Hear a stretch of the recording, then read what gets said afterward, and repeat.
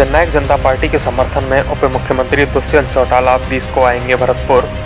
जननायक जनता party के प्रत्याशी doctor Mohan Singh Chaudhary के समर्थन में उप मुख्यमंत्री हरियाणा सरकार दुष्यंत चौटाला सोमवार को भरतपुर आ रहे हैं। प्रत्याशी मोहन सिंह चौधरी ने बताया कि हमारी पार्टी प्रदेश में 25 विधानसभा सीटों पर मजबूती के साथ चुनाव लड़ रही है। जननायक जनता पार्टी के जो डिप्टी सीएम है हरियाणा में भाई दुष्यंत जी चौटाला 20 तारीख को भरतपुर आ रहे हैं। ये चुनाव के जो अंतिम क्षण चल रहे हैं उन क्षणों में वो चौपर से यहाँ कॉलेज ग्राउंड में उतरेंगे। यहाँ उनको लेकर के कार्यकर्ता जगीना जो पब्लिक मीटिंग रखी गई है वहाँ जाएंगे। जगीना से निकल के जाटौली रथवान जाएंगे। जाटौली रथवान से चिकसाना पहुँचेंगे और चिकसाना से वो बछामदी में जाकर के एक मीटिंग का संबोधन देंगे। उसके बाद में अंतिम जो पड़ाव के रूप में मीटिंग रखी है वो मीटिंग लक्ष्मण जी मंदिर पर रखी गई है। उनके द्वारा जो हरियाणा में जननायक जनता पार्टी की जो बहुत सारी अच्छी स्कीमें जो राजस्थान में दूर दूर तक भी देखने को नहीं मिलती, वहाँ के युवाओं को जो 75% आरक्षण दिया गया है जो स्टेट के जितने भी प्राइवेट सेक्टर है उसके अंदर, उसके अलावा जो महिलाओं को 50% आरक्षण चुनावों में दिया गया है, उसके अलावा जो युवा खिलाड़ी हैं हरियाणा में जो गोल्ड मेडल लेके आता है उनको वहाँ 6 करोड़ का मिलता है, जब राजस्थान में 50 लाख का मिलता है।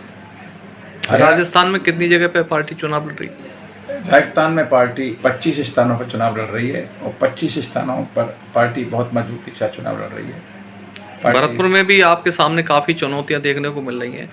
बारी बारी से यहाँ राजस्थान में सरकार कांग्रेस बीजेपी की रही है, उनके आप कैसे नहीं, चुनौतियों में से ही रास्ता बनता है। और पार्टी ने हरियाणा में भी जब 1.5 महीने की पार्टी थी तब वहाँ चुनाव लड़ा और 11 सीटें लेके आज वहाँ सत्ता के अंदर अलायंस के साथ में काम कर रही है। जबकि पिछले खट्टर सरकार के कार्यकाल में बहुत स्कीमें नहीं थी जनता के लिए और अब इतनी सारी स्कीमें लाई है। तो वहाँ जो सत्ता में भागीदारी है वो किसान कामेरों का जो दल है, किसान कामेरों के लिए जो कार्य किए गए उन्होंने वो बहुत ही अच्छे से किए गए हैं। राजस्थान में भी जननायक जनता पार्टी अगर यहाँ आती है तो वहाँ पर जैसे बीजेपी के साथ अलायंस में है तो यहाँ पर भी बीजेपी के साथ में अलायंस में जाने की संभावना ज़्यादा है, क्योंकि वो एनडीए का घटक दल भी है। और ऐसी परिस्थिति में राजस्थान में जननायक जनता पार्टी इस बार बहुत अच्छा प्रदर्शन करने जा रही है और हमारे कैंडिडेट काफ़ी संख्या में जीत के आ रहे हैं। और भरतपुर विधानसभा से आप जननायक जनता पार्टी के प्रत्याशी हैं, उम्मीदवार हैं। आप भरतपुर की विधानसभा के लोगों से क्या कहना चाहेंगे, क्या संदेश देना चाहेंगे? भरतपुर विधानसभा में वर्तमान में 3 विधायक हैं। तीनों विधायकों की स्थिति ऐसी है कि तीनों व्यक्ति चुनाव लड़े हुए हैं। बहुजन समाज पार्टी से गिरीश चौधरी जी हैं, बीजेपी से विजय बंसल जी हैं और आपके आरएलडी से हैं सुभाष गर्ग साहब। सुभाष गर्ग साहब ने भ्रष्टाचार के आकंठ पूरे जिले को डुबो दिया। साढ़े जो उन्होंने एग्जाम लिए रीट वगैरह के, उसमें पेपर जो सेल किए और पेपर सेल का परिणाम ये रहा कि 1,60,000 युवा राजस्थान में बेरोजगार रह गया। आज वो बच्चे चुनाव करा रहे होते, वो बच्चे अपने घरों में बैठे हुए हैं। उसके अलावा 750 के आसपास बच्चों के खिलाफ एफआईआर दर्ज हुई। उन एफआईआरों से जीवन पर्यंत वो बच्चे अपने मिशन से दूर हो गए और कभी राजकीय सेवा में ना भारतीय लेवल पा सकते ना वो स्टेट लेवल पा सकते। उसके अलावा काफ़ी 150 के आसपास बच्चों ने सुसाइड किया। अगर सुभाष गर्ग ने ये दुकान पेपर बेचने की नहीं खोली होती तो ये परिस्थितियाँ भरतपुर में और राजस्थान को नहीं फेस करनी पड़ती। दूसरी स्थितियाँ उनके द्वारा जो ज़मीनों की जो बंदरबाट की गई है, उन्होंने कब्रिस्तानों की ज़मीन को पट्टे काटे, दूसरी सरकारी ज़मीनों में पट्टे काट के अपने लोगों को दी हैं। ये उनके भ्रष्टाचार के वो हैं। उन्होंने आपसी जो समरसता थी समाज की, गांव-गांव में उन्होंने पार्टीबंदी की और पार्टीबंदी में सपोर्ट कर करके उन्होंने बढ़ावा दिया।